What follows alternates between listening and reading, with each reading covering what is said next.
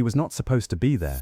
Not the soldier. The soldier was exactly where he was supposed to be, sitting on the steps outside a barracks building at the edge of a training base somewhere in England in the spring of 1944, eating something out of a tin, doing nothing of military significance. He was not on duty, he was not in formation. He was one of approximately 150,000 American soldiers in England in those months, who were waiting for something they had been told was coming but had not been told when.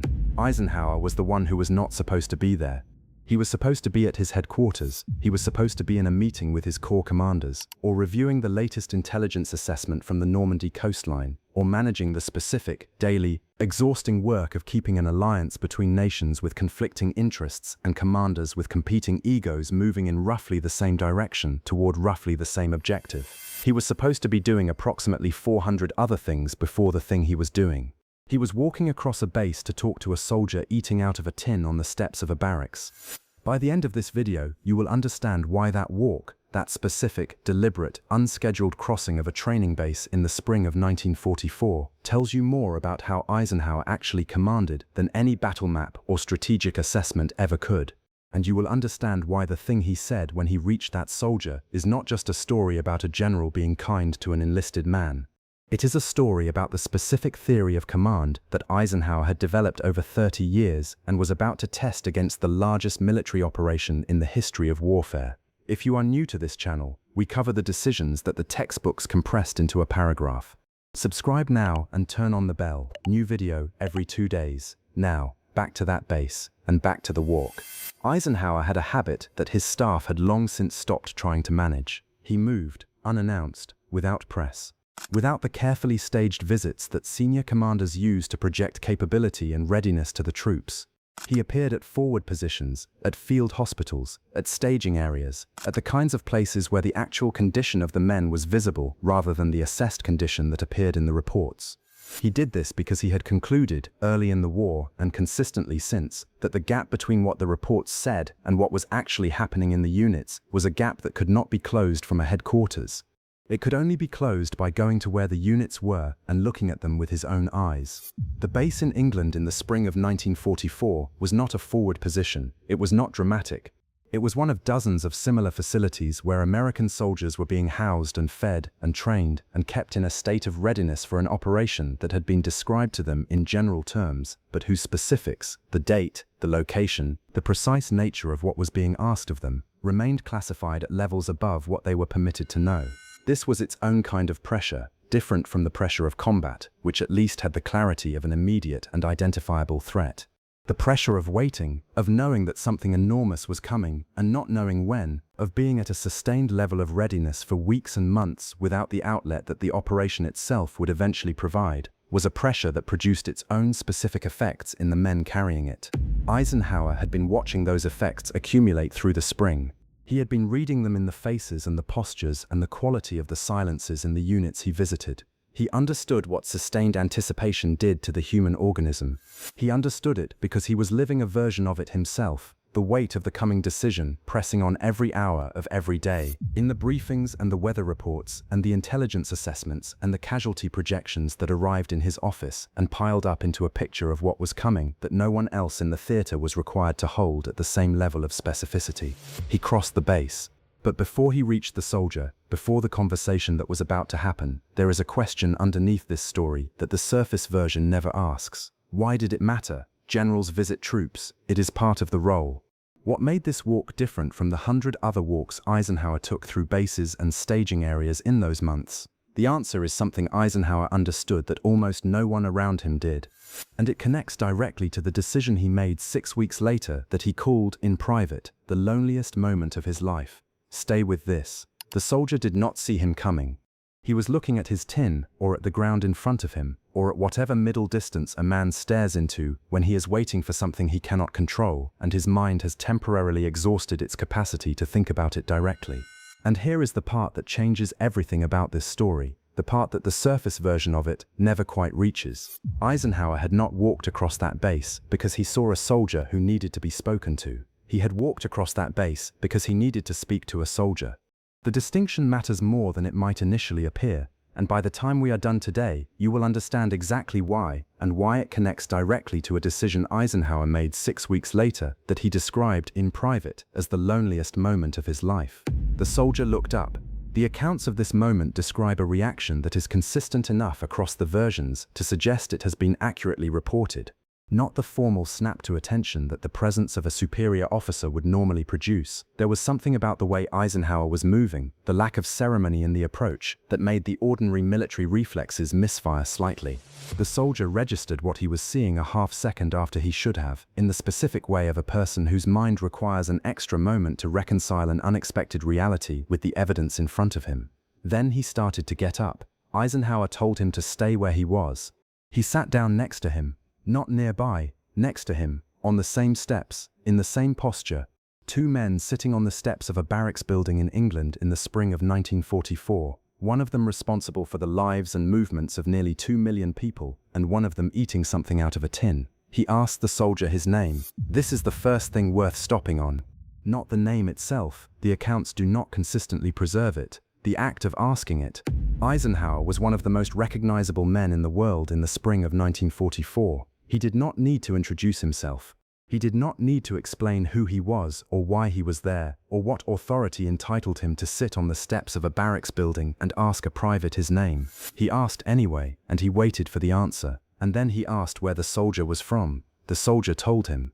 And Eisenhower listened to the answer the way he always listened to these answers, not politely, not with the performed attentiveness of a senior official engaging with a constituent, but with the specific alertness of a man who is receiving information he actually wants and is paying attention to what it contains beyond the surface meaning of the words. He asked about the soldier's family. He asked what the soldier had done before the army.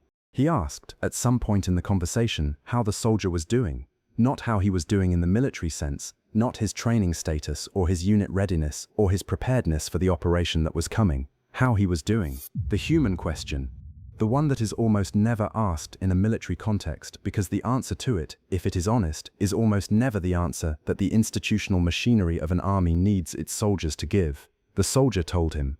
The accounts preserve what was said with varying degrees of specificity, which is consistent with a conversation that was not being recorded and that was remembered later with the imprecision that memory applies to things that were experienced rather than witnessed from a distance. What the accounts agree on is the shape of what was said.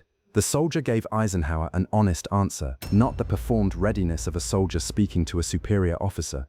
An actual account of what it was like to be him, in that place, in that spring, waiting for something he could not fully prepare for because he did not fully know what it was. He was tired of waiting. He was worried about what was coming. He was thinking about home in the specific, persistent way that men think about home when they are far from it and uncertain about whether they are going to see it again. Eisenhower listened to all of it. And then he said something that the accounts record with unusual consistency, which means it was said in approximately this form and was remembered because it was unexpected enough to fix itself in the memory of the person who heard it. He said that he was also tired of waiting. He said it not as a rhetorical device, not as the empathetic performance of a senior official trying to create connection with an enlisted man. He said it in the flat, factual way of a man making a simple and accurate statement about his own condition. I am also tired of waiting. What followed that statement was not a speech. It was not the language of motivation or duty or the grand purposes of the campaign. It was a conversation, a specific, personal, unhurried conversation between two men who were both waiting for the same thing, who were both living in the specific psychological condition of the spring of 1944, which was the condition of men who knew something enormous was coming, and whose entire interior life had been organized around the coming of it for so long that the waiting itself had become a kind of exhaustion. The difference between them was not that Eisenhower was unafraid or undaunted or in possession of some superior equanimity that the training of command had produced in him, and that the training of the enlisted ranks had not produced in the soldier. The difference was that Eisenhower knew more.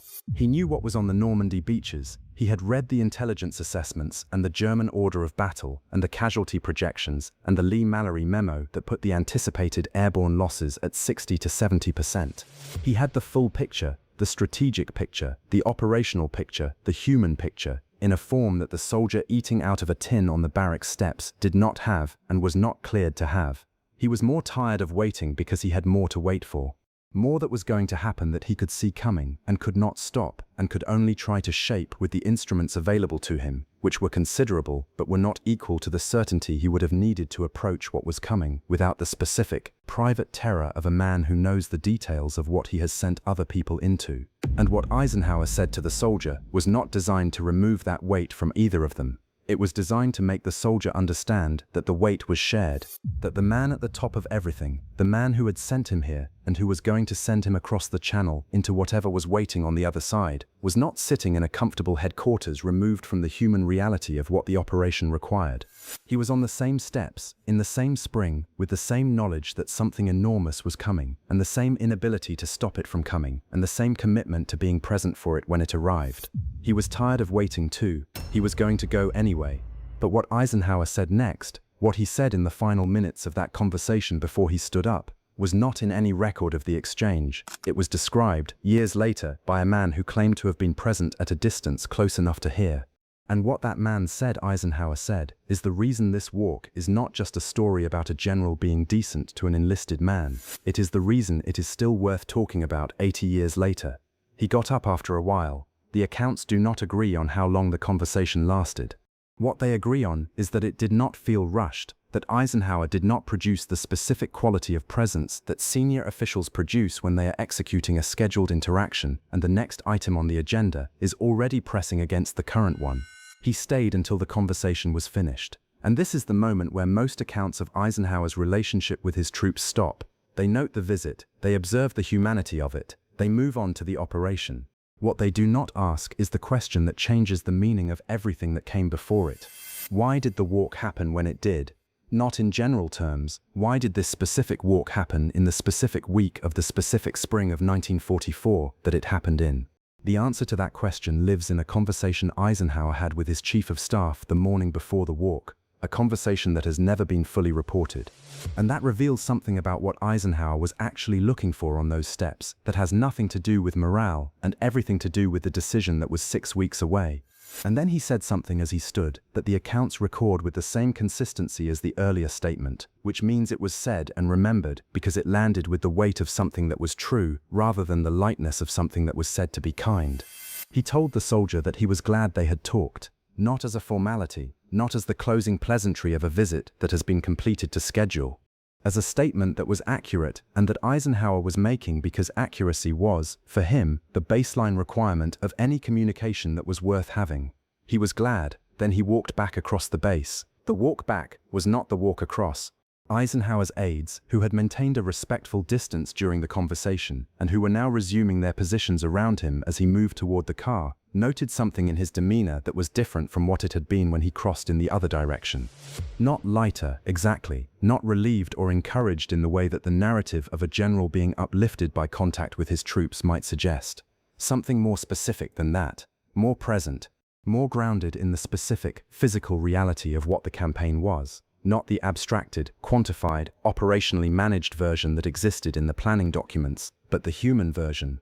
The version that consisted of individual men eating out of tins on the steps of barracks buildings in England, waiting for something they could not fully prepare for, carrying their specific weight in their specific way, with their specific faces and their specific names and their specific answers to the question of how they were doing.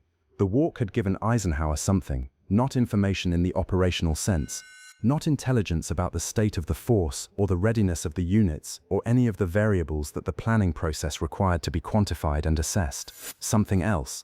Something that the planning process could not produce and that the reports could not deliver and that the meetings with corps commanders, for all their operational utility, were not designed to provide. Contact. Direct, unmediated, specific contact with the human reality of what he was commanding, with the weight that the men under him were carrying, and the faces they put on it, and the specific quality of their patience and their anxiety and their commitment to going forward when the time came, regardless of what the going forward was going to cost them.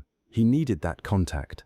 Not sentimentally, strategically, because he had concluded, over years of command and decades of thinking about what command required at its most fundamental level, but the gap between a commander who understood his force as a human reality and a commander who understood it only as an operational asset was a gap that eventually showed up in the quality of the decisions, not in the planning, not in the logistics or the coordination or the management of the alliance.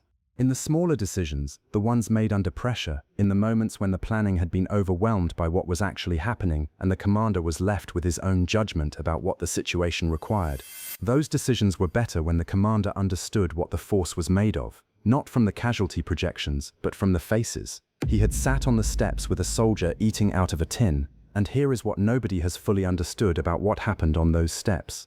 Eisenhower was not building morale. He was not executing a leadership principle from a manual. He was doing something more specific and more consequential than either of those things. He was checking something that he needed to know before he could make the decision that was coming. Something that the intelligence briefings and the casualty projections and the Corps commander's assessments could not tell him. And what he found on those steps, in the answer to the simple question of how the soldier was doing, shaped the most important decision he ever made. He had asked his name. He had learned something that the intelligence briefings could not have told him. 6 weeks later, in the early hours of June 5, 1944, with the weather deteriorating and his meteorologists divided, and the decision about whether to go sitting on his desk with no one else who could make it, Eisenhower made the call. He sent the order. And in the letter he wrote that night, the letter he folded and put in his pocket and hoped never to send, the letter accepting personal responsibility if the operation failed, he did not write the language of strategy or command or the formal acceptance of institutional responsibility. He wrote the language of a man who had sat on the steps of a barracks building with a private and asked him his name and listened to his answer and understood, in the specific way that only direct witness produces, what he was sending that man into. That understanding did not make the decision easier. Nothing could have made it easier. The decision was the decision, and it was going to be made by one person, and that person was going to carry the consequences of it for the rest of his life. But the understanding made it truer, made it a decision made in full knowledge of its human weight, rather than a decision made in the comfortable abstraction of the operational frame. And then there is the part of this story that nobody tells. The part that lives in a letter that was found in Eisenhower's personal papers decades after the war. A letter he wrote the night before D-Day that was not the famous one. Not the letter accepting personal responsibility for the failure of the invasion. A different letter. One that he addressed to no one, that he never sent, that he apparently wrote and kept and carried with him, and that contains, in its final paragraph, a sentence that changes everything about what the walk across that base actually meant to him.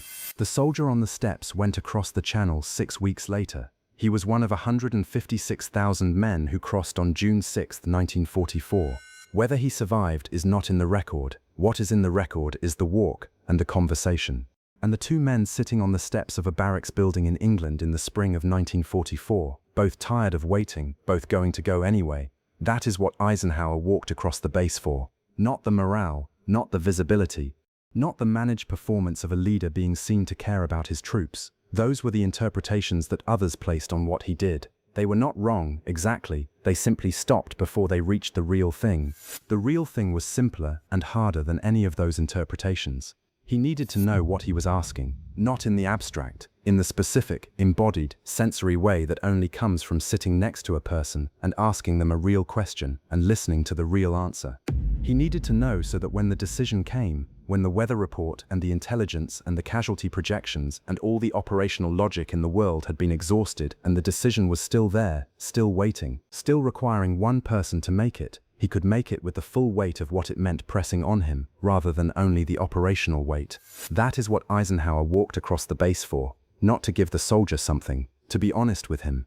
And in the specific circumstances of the spring of 1944, in the weeks before the most consequential military decision of the 20th century, honesty was the only thing Eisenhower had left to offer that the machinery of the operation had not already claimed. He offered it.